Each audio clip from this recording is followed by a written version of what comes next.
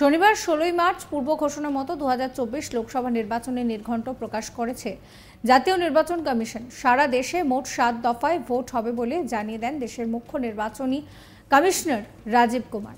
১৯শে April ভোট গ্রহণ শুরু, শেষ হবে ১লা জুন, অর্থাৎ শেষ দফার ভোট ১লা জুন। ভোটের ফল ঘোষণা হবে ৪ঠা জুন।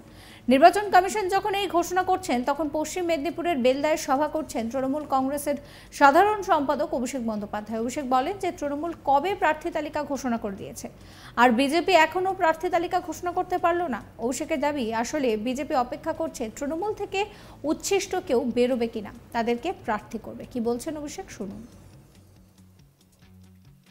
নির্বাচিত করার নির্বাচন নয়, যারা আপনাদের থেকে ভোট নিয়ে আপনাদের মিথ্যে কথা বলে ভাওতা দিয়ে ভুল বুঝিয়ে 5 বছর দিল্লিতে গিয়ে ফুর্তি করেছে, তাদের উচিত শিক্ষা দেওয়ার ভোট আর জামানত বাজেয়াপ্ত করার ভোট। এই ভোট নির্বাচিত করার ভোট নয়, এই ভোট প্রতিরোধের ভোট, প্রতিশোধের ভোট, আর মানুষকে ভুল যারা বুঝিয়েছে তাদের শিক্ষা দেওয়ার ভোট। এমন ভাবে এদেরকে জবাব দিতে হবে যে 5 বছর যেভাবে বাংলার মানুষকে লাঞ্ছিত, বঞ্চিত, নিপীড়িত, অত্যাচারিত, শোষিত করে রেখেছে, একইভাবে এদেরকে যোগ্য জবাব দেওয়ার জন্য প্রস্তুত থাকুন। তৃণমূল তো প্রার্থী তালিকা ঘোষণা করে দিয়েছে 10 তারিখ। আজকে নির্বাচন ঘোষণা হয়ে যাচ্ছে, বিজেপি এখনো ঘোষণা করতে পারেনি। তার কারণ অপেক্ষা করছে তৃণমূল থেকে যেই উচ্ছিষ্টগুলো বেরোবে তাদেরকে মাথায় নিয়ে প্রার্থী করবে। কবে একটা বেরোবে আর কবে একটাকে তুলে প্রার্থী পদ দেবে, প্রার্থীও নেই। আপনি দেখুন না, এই নারায়ণগড় থেকে কে দাঁড়িয়েছিল 2021-এ? কে দাঁড়িয়েছিল? তৃণমূলের আবর্জনা। কে দাঁড়িয়েছিল 2021 সালে? আমি নাম বলছি না, আপনারা বুঝে গেছেন। তৃণমূলের আবর্জনা। এখন অপেক্ষা করছে আবর্জনাগুলোকে তৃণমূল বের করবে। আমরা ত্যাগ করছি, ওরা গ্রহণ করছে। আমরা বর্জন করছি, ওরা গ্রহণ করছে। আপনি দেখুন না এদের চরিত্র। আপনি দেখবেন আপনার পাড়ায়, আপনার এলাকায়, আপনার গ্রামে কোনো ভদ্রলোক বিজেপি করে না। সব চোর, চিটিংবাজ, 2 নম্বরী, দুর্নীতিগ্রস্ত। এদিনের সভায় মেদিনীপুরের বিদায়ী সাংসদ দিলীপ ঘোষকে কটাক্ষ করেন অভিষেক। মেদিনীপুরের সাংসদ দিলীপ ঘোষকে মর্নিং ওয়াক বাবু নামে কটাক্ষ করলেন তৃণমূলের সাধারণ সম্পাদক অভিষেক বন্দ্যোপাধ্যায়। শনিবার 16ই মার্চ পশ্চিম মেদিনীপুরের বেলদায় সভা থেকে অভিষেক বন্দ্যোপাধ্যায় বলেন, দিলীপ ঘোষ গত 5 বছরে কি কাজ করেছেন? উনি খালি মর্নিং ওয়াক করেছেন। আমি আপনাদের বলছি, যিনি শরীর চর্চা করতে চান, মর্নিং ওয়াক করতে চান, তিনি পার্কে থাক। আর বাংলার যে মেয়ে পথে ঘাটে নেমে কাজ করেছে, আপনারা তাকে দিল্লি পাঠান। কি বলছেন অভিষেক, শুনুন। দিলীপ ঘোষকে যারা নির্বাচিত করেছে, 5 বছর দিলীপ ঘোষ কি পরিষেবা দিয়েছে আপনারা দেখেছেন। সকালবেলা দিলীপ ঘোষের কাজ খালি মর্নিং ওয়াক করা, আর কোনো কাজ নেই।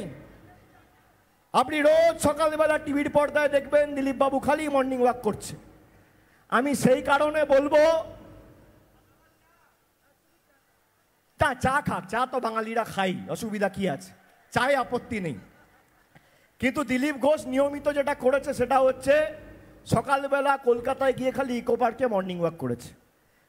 আপনারা দেখেছেন তো, শরীরচর্চা আর মর্নিং ওয়াক। তা মর্নিং ওয়াক যদি কেউ করতে চায়, আপনি তাকে সাংসদ নেবেন, না বাংলার মেয়ে যে রাস্তায় থেকে আপনার জন্য কাজ করতে চায় তাকে সাংসদ হিসেবে নির্বাচিত করবে? আমি নারায়ণগড়ের মায়েদের, বোনেদের সবাইকে বলবো, মেদিনীপুর লোকসভার প্রত্যেকটা মায়েদের, দিদিদের, বোনেদের, বন্ধুদের, যে মর্নিং ওয়াক করা দাদা পার্কে থাক আর বাংলার মেয়ে দিল্লি যাক। এটা আমাদের শপথ নিতে হবে। যে মর্নিং ওয়াক করতে চায় সে পাড়ায় থাকুক, পার্কে থাকুক, হেঁটে বেড়াক, শরীরচর্চা করুক, আর যে কাজ করতে চায় তাকে দিল্লিতে পাঠান। শনিবার 16ই মার্চ পূর্ব ঘোষণা মতো 2024 লোকসভা নির্বাচনের নির্ঘণ্ট প্রকাশ করেছে জাতীয় নির্বাচন কমিশন। সারা দেশে মোট 7 দফায় নির্বাচন হবে বলে জানিয়ে দিয়েছে দেশের নির্বাচন কমিশনের মুখ্য আধিকারিক রাজীব কুমার। 19শে এপ্রিল শুরু হবে ভোট গ্রহণ, ভোট শেষ, অর্থাৎ শেষ দফার ভোট 1 জুন, ভোটের ফল ঘোষণা হবে 4 জুন। নির্বাচন কমিশন যখন এই ঘোষণা করেছে তখন পশ্চিম মেদিনীপুরের বেলদায় সভা করেছেন তৃণমূলের সাধারণ সম্পাদক অভিষেক বন্দ্যোপাধ্যায়। অভিষেক বলেন যে তৃণমূল কবে প্রার্থী তালিকা ঘোষণা করে দিয়েছে আর বিজেপি এখনও প্রার্থী তালিকা ঘোষণা করতে পারল না। অভিষেকের দাবি, আসলে বিজেপি অপেক্ষা করছে তৃণমূল থেকে উচ্ছিষ্ট কেউ বেরোবে কিনা, তাদেরকে প্রার্থী করবে। কি বলছেন অভিষেক, শুনুন। শুধু নির্বাচিত করার নির্বাচন নয়, যারা আপনাদের থেকে ভোট নিয়ে আপনাদের মিথ্যে কথা বলে ভাওতা দিয়ে ভুল বুঝিয়ে 5 বছর দিল্লিতে গিয়ে ফুর্তি করেছে, তাদের উচিত শিক্ষা দেওয়ার ভোট আর জামানত বাজেয়াপ্ত করার ভোট।